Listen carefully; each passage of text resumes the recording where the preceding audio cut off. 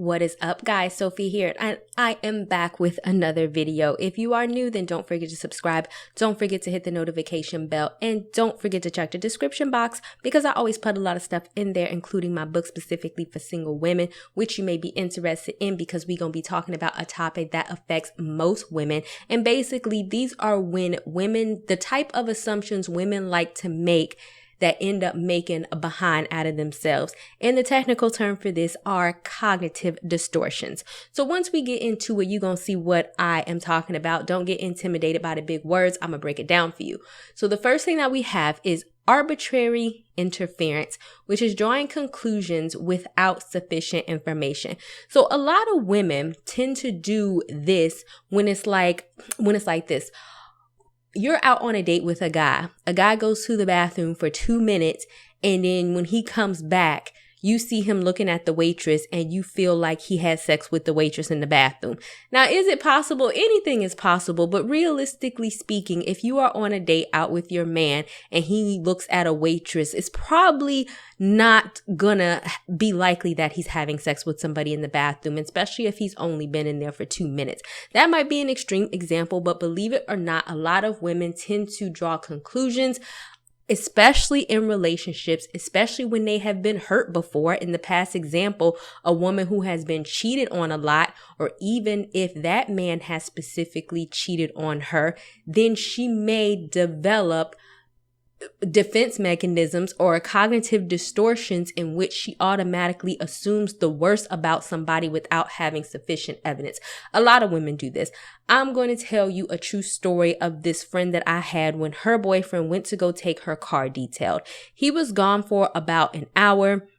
He said it was only going to take about 20 minutes. She called me at about 45 minutes, freaking out, talking about he's cheated and he ain't no good and all this other type of stuff. When realistically speaking, he was only gone for an hour. Yes, does it suck that it took past 20 minutes? Sure. But is he going to detail your car, go over another woman's house, have sex with another woman's house, come back and drive home without you noticing anything? Probably not. So with that being said, it's important to know, ladies, if you automatically make assumptions about men without knowing them, or take small clues or evidence thinking that you can prove some point about them and you can't because you don't know enough to do that.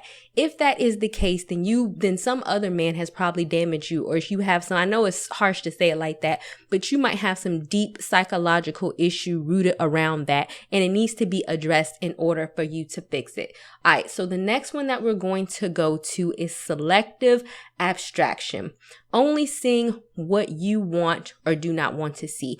Women are famous for in bad relationships or in toxic relationships, women are famous for overcompensating for the minimal good traits that a man has and will overlook the bad, right? Like a woman will say, oh, well, at least he pays me attention. But that's like the bar that if he's your man, he is supposed to be paying you attention. Or, oh, at least he has a job, right? So that's what you do as an adult.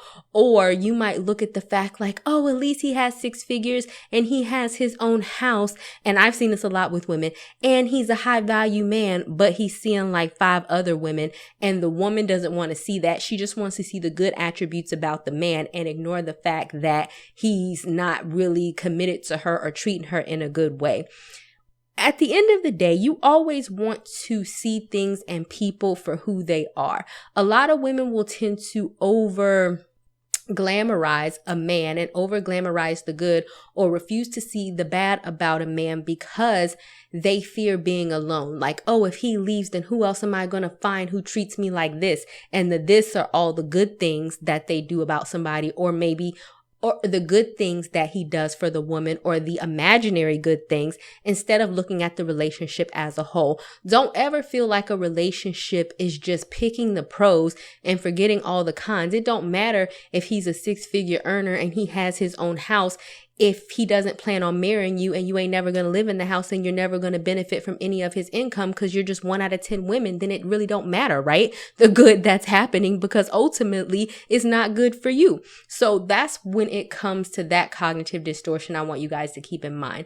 So the next is overgeneralization. Generalizing things about one situation to all similar situations magnification and exaggeration.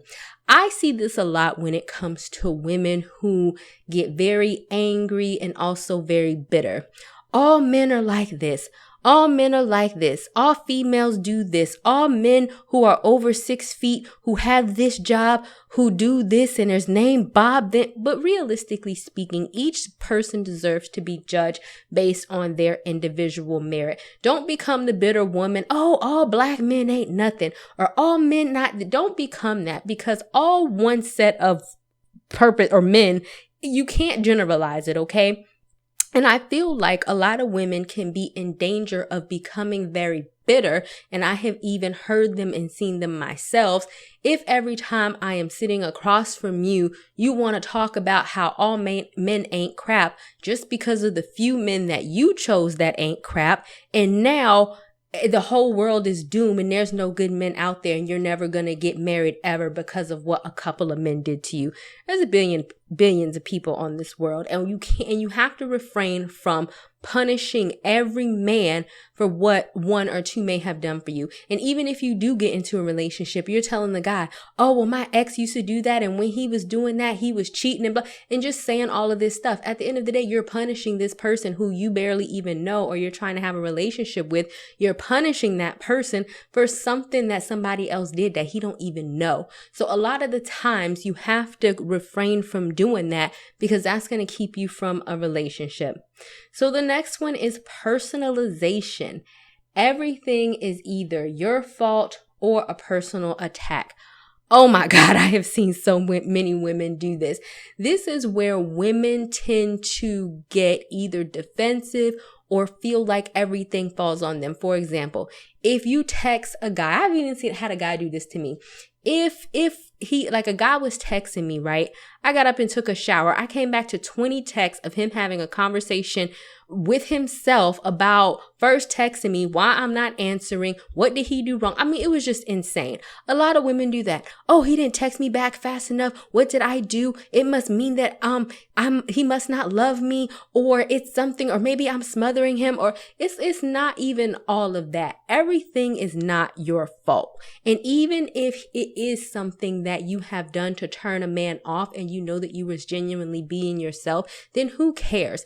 It's like sometimes women, we want to, and I feel like men even get off on the fact that women do this because we want to internalize and personalize everything, that oftentimes this turns into the woman doing everything in the relationship, and then when things don't go the way she wants it to because she's trying to be perfect, and she could even be perfect, and the relationship is still going south, she still feels like, oh, it's my fault and I need to do more, or she still feels like a failure because she did everything right, instead of just blaming the man and saying, okay, I'm being a good girlfriend, or I'm being a good partner, or I'm being a good dating partner, and this is his problem that he can't recognize it. That's how you need to reframe it in your brain. If you genuinely know that you're a good person and you're not doing anything out of malice, the fact that he doesn't see you or want to talk to you or answer your text or want to date you or whatever the case may be is not your problem. It's his problem. And walk away and let it be that. Never try to overcompensate and make a man see you for how amazing you are when you just have to be that. If he sees it, great. If he don't, then bye. Somebody else will, right? Oh, and the last one that I'm going to get into is polarized thinking. This is another one that I feel destroys relationships. And this is when people see black and white, but they refuse to see the gray area. Oh, you must think like me. You must be like me. You must do everything the way I want you to do it. And if you don't, then you must not love me. When realistically speaking, two people can be in love and two people can be two completely different people with two completely different opinions. And as long as they're not disrespecting each other, it's not indicative of anything. The fact that, oh, if I want to go to, of all black party, I don't know, all white party, and I want to dress up and my boyfriend doesn't want to go with me, that means that he doesn't love me. That doesn't necessarily mean that, right? That's extremes. Now, if every time he wants to go, you want to go somewhere and he don't ever want to go, like he'll never want to be seen with you in public, then yes, that's a problem. But also we have to stop thinking in terms of extremes, that just because a person doesn't do or act in the way that you want them to, that all of a sudden you feel it means X, when really it might not mean X. Like we said in the first thing, stop making assumptions and stop assuming and just ask, right?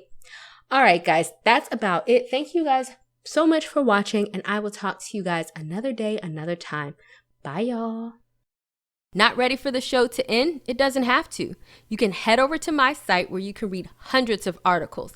And also you can feel free to shop my store where I have all of my products for sale. And last but not least, for even more video content, feel free to visit my YouTube channel where I talk about a wide array of content. Thank you guys so much for tuning in, and until next time, stay blessed.